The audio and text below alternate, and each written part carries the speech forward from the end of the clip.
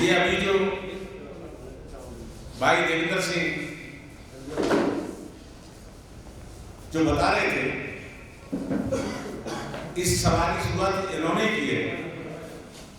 जहां तक मेरी समझ है, इसका एकमात्र उद्देश्य हम सबको इकट्ठा करके और एक प्लेटफॉर्म देना है कि जहां हम बैठ करके अपनी कुछ बातों को साझा कर सकें।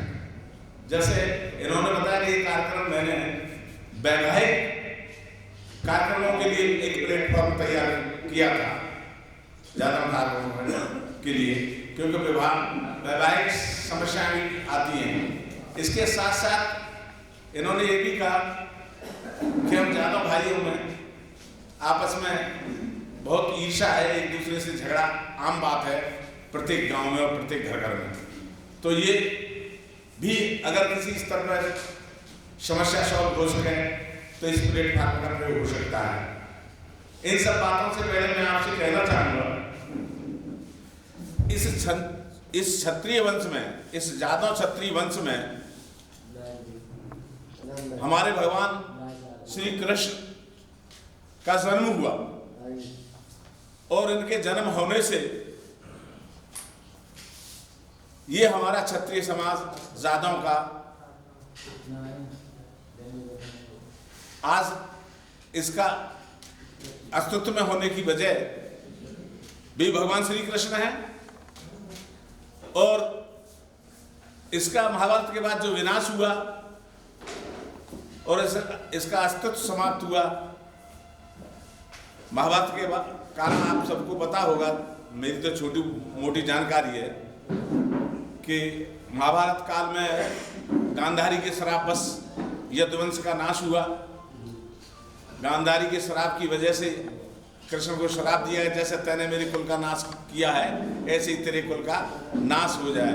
और नाश वास्तव में हुआ था गांधारी के श्रापवश इस कुल का, और उसमें एक वज्रनाभ बचे थे। उस वज्रनाभ की ही हम सब औलाद हैं जो मौजूदा यहाँ बैठे हैं।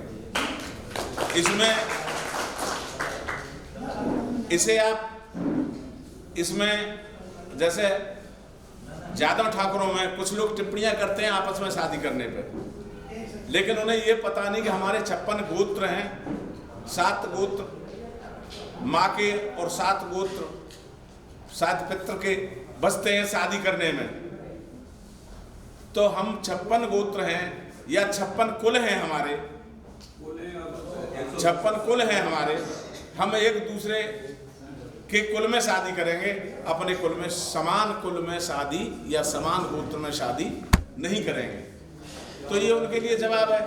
और उसकी वजह ये है कि हम ज़्यादातर लोग इस क्षत्रिय वंश में, जादव ठाकुर जो है शाकाहारी हैं, दूसरे राजपूत हमारे जो है तो उनसे हमारी नहीं बनती है, इसलिए शादी संबंध हम आपस में करते हैं। और उसकी वजह 56 गोत्र हैं, अपने समान गोत्र में कोई शादी नहीं करता। समान गोत्र की तो चलती क्या है, समान गोत्र माँ के 7 गोत्रों में भी शादी नहीं होती है। तो यहाँ अपने जादव ठाकुरों की जो हिस्ट्री है उससे, जैसी मेरी छोटी मोटी जानकारी मैं आपको अवगत करा देता हूँ कि हिस्ट्री तो बहुत लंबी है। मैं ययाति से या निर्हुस से शुरू करता हूँ। राजा निर्हुस के ययाति थे और ययाति की शादी जो है शुक्राचार्य की बेटी देवयानी से हुई थी। और देवयानी से पहला पुत्र यदु हुआ था और यदु से ही यदुवंश चला है। और उसका दूसरा पुत्र जो है तुरु था, उससे तोमर वंश चला है। ये दो देवयानी के 2 ही